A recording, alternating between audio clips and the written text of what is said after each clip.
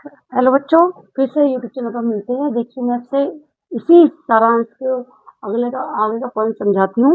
देखिए, मैंने आपको यहाँ तक समझा दिया था कि उन्होंने अपने प्राणों को किस प्रकार से त्याग दिया था। जब वनवास राम को दिया गया था, तभी राजा दशरथ ने अपने प्राणों को त्याग दिया था। अब इसमें कैकेयी ने भरत से कहती है कि संसार में भले ही मुझे कुटिल माने, यानी कि संसार के व्यक्ति मुझे कितना ही बुरा क्यों ना जाने, लेकिन सब मैं जानती हूँ कि मैंने कभी भी तुम और तुम्हारे बीच और राम के बीच कोई फर्क नहीं जाना है। अतः मुझे मानवता की रक्षा के लिए राम को वन में भेजा है, यानी कि मैंने सिर्फ मानवता की रक्षा, यानी कि मनुष्य की रक्षा करने के लिए राम को वन में भेजा है और तुम्हारे लिए राज्य मांगा था। मैंने राम के से वन में बात कही तो वो तुरंत ही तैयार हो गए और उन्होंने तुरंत ही प्रसन्नतापूर्वक वस्त्रों को धारण कर लिया, वन के वस्त्रों को धारण यानी कि।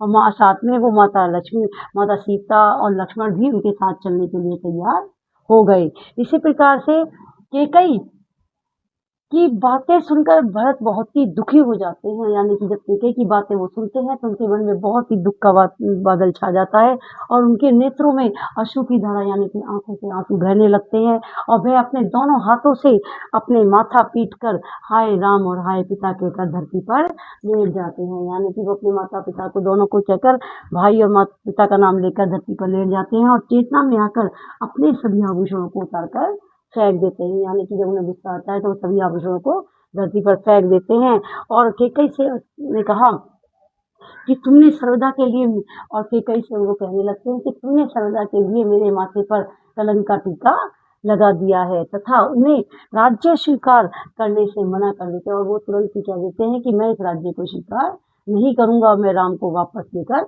आऊंगा।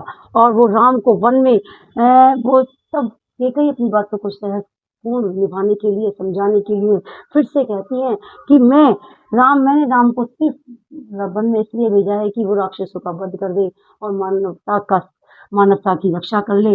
भरत अपनी माता की बुद्धि मति जानकर कि मेरी माता की बुद्धि भ्रष्ट हो चुकी है, जानकर वो कहाँ चल देते हैं, माता कौशल्या और सुमित्रा के तख्त की ओर चल देते हैं। इसी दुखी वातावरण का वर्णन बहुत ही इसमें स्पष्टता से किया गया है। उसमें राम के प्रति भाई का प्रेम दर्शाया गया है।